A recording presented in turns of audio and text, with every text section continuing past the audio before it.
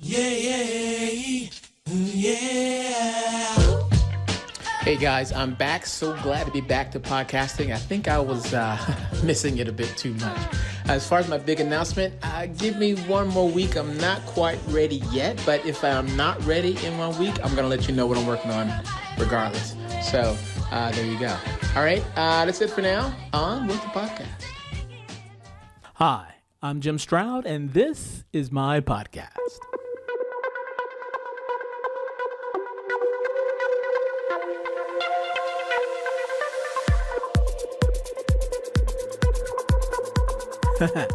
Okay, now this is interesting. Facebook may eventually have more dead users than living ones. According to a study by Oxford researchers, Facebook will have 4.9 billion deceased users on its platform by the year 2100. If Facebook's current growth rate continues, the dead would outpace the living by the year 2070. And this brings to mind an interesting question. What happens to your data after you die? Well, I'll share a few insights on that after this.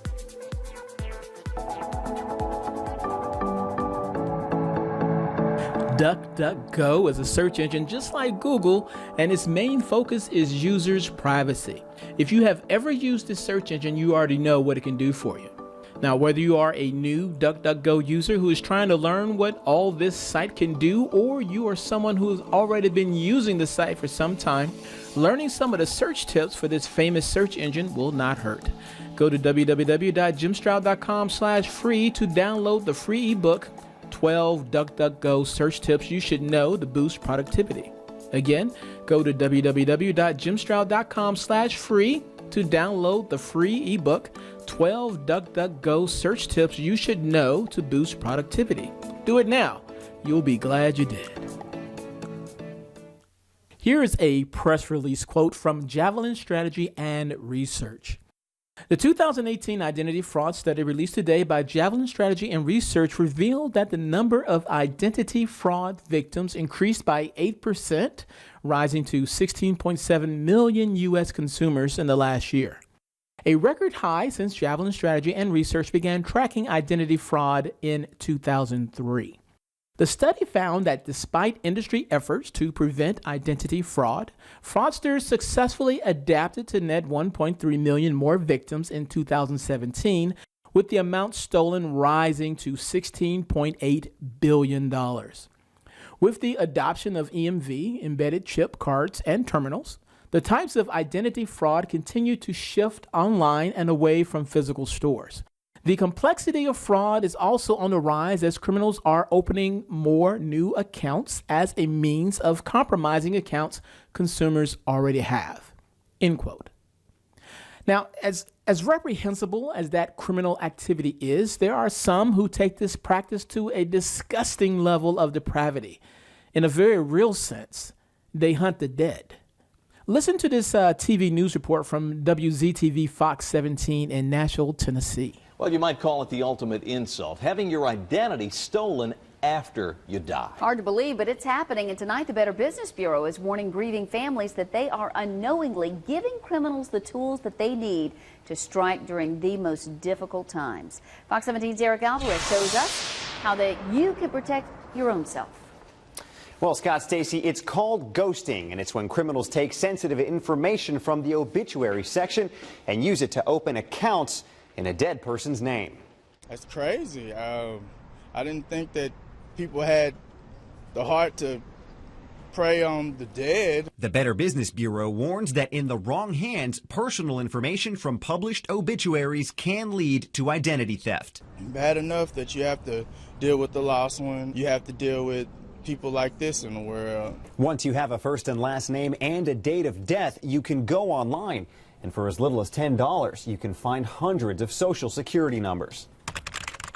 If the person died recently, it can take financial companies time to catch up to government records. In the meantime, savvy criminals can use the deceased person's name and social security number to open new accounts. It's terrible. Cheryl Jones lost her brother in August and says his obituary ran in the newspaper. It's terrible, and I think they need to step in and, try the very best to stop, these scams from going on. Fox 17 went to find out how you can fight back. Our search took us to the SAG Funeral Home in North Nashville. A lot of people that are grieving are not aware of this. Owner Steve Ganaway has been helping families write obituaries for 30 years and warns against revealing too much. When you open a bank account, your passcodes, they ask you, what is your mother's maiden name? It's in here. What is your father's name? It's in here. What's your date of birth? It's in here. All of your personal information is in here. Ganaway also helps families file paperwork to the state to verify a person has died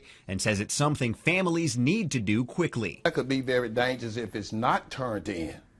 That means the state has no record of that person being deceased. Now, the Better Business Bureau warns in many obituaries, spouses, children, and other relatives are also named, and that could also lead to identity theft for them. Eric Alvarez, Fox 17 News. I have another example for you. Listen to this from ABC 15, Arizona. You're so heartbroken and you're stressed out in general, and just to have that happen, it's just not fair. Stealing the identity of the dead, racking up credit card bills, and leaving the families to deal with even more stress and heartache.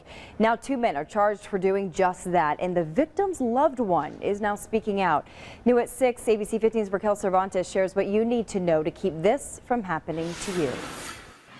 It was just horrible. A week after Shanna Lopez's father passed away, her family was getting fraud alerts from the credit card company and notifications that someone requested a duplicate card, defrauding her father's credit card out of $3,000 to $5,000. Very, very stressful. Very stressful. Didn't have the way to wrap our brains around what had happened. Now, Jason Siebert Thomas and Dalen Pierce are indicted on several felonies. There are at least 9 local victims, but Tempe police believe there could be more than 150. Police say American Express spotted the suspicious activity and notified authorities. Police are still investigating how the pair got their hands on this information. Going through trash, looking at obituaries, just simply stealing credit, knowing that there's elderly people in certain areas. She suggests calling your loved one's credit card company and creditors as soon as possible and monitoring their credit. It's not something you'd necessarily think of in such a stressful time, but Lopez wants you to learn from her family's heartache. He was such an awesome guy, he really was, and it just can't even, fathom. Raquel Cervantes, ABC 15 News. So according to AARP, this is called ghosting. About 800,000 people were actually targeted just last year. They suggest on obituaries, don't include your loved one's age, date, or date of birth or address. Send death certificates to the major creditors. Call Social Security and contact the DMV to cancel the driver's license. With both of those reports, you heard some tips on how to prevent the recently deceased from being victimized by identity thieves, but you're still alive. What should you be doing now to keep that from happening to you later? Well, Evan Carroll, co-author of the book Your Digital Afterlife, has a lot of tips for you.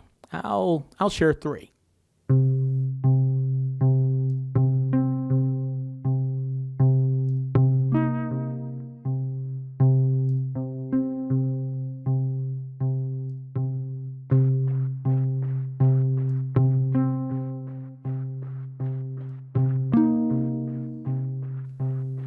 Make an inventory of all your digital assets. That includes the documents on your computer, the photos on your phone, any data stored on thumb drives or backup disks, and every online account, including the ones you no longer use. It's a big job, but you don't have to do it all at once, Carol says. Start with the most important things and work your way down the list. Odds are your primary email account will be number 1, since that's typically where online accounts send password resets. Another tip: figure out what you want to happen to all of this stuff after you're gone. Do you want your family to have access to all your emails? How about your photos, videos, and other material you've downloaded? There may be some things you don't want your loved ones to see. Decide now and make your wishes known to those you care about. And one more tip. Assign someone to be your digital executor. Be explicit in your will about what you want to happen to your assets. Don't assume your survivors automatically have a right to it all. Because the law varies greatly from state to state, Carroll says. On his blog, The Digital Beyond, he offers some sample power of attorney language to be included in your will. And I'll link to that language from my blog, jimstroud.com. And I have a few more considerations for you. Facebook allows people to make a special request for a deceased person's account. You can ask to have their Facebook account removed or to memorialize their account. Facebook will require you to send a scan of your loved one's death certificate. And it's possible to request that certain imagery be removed from a deceased family member's Twitter account. Now, Twitter might not remove what you ask them to based on the newsworthiness of the content, but there is a simple form you can fill out to request the deactivation of a deceased person's Twitter account. And then there's this company, Everplans. Everplans is a secure digital archive of everything your loved ones will need should something happen to you. It has helpful information about how to create a digital estate plan, how to close accounts after someone has died, how to eliminate all the skeletons in your closet, and more. Worth checking out, Everplans. Now, links to all these resources and more can be found on my website, jimstroud.com.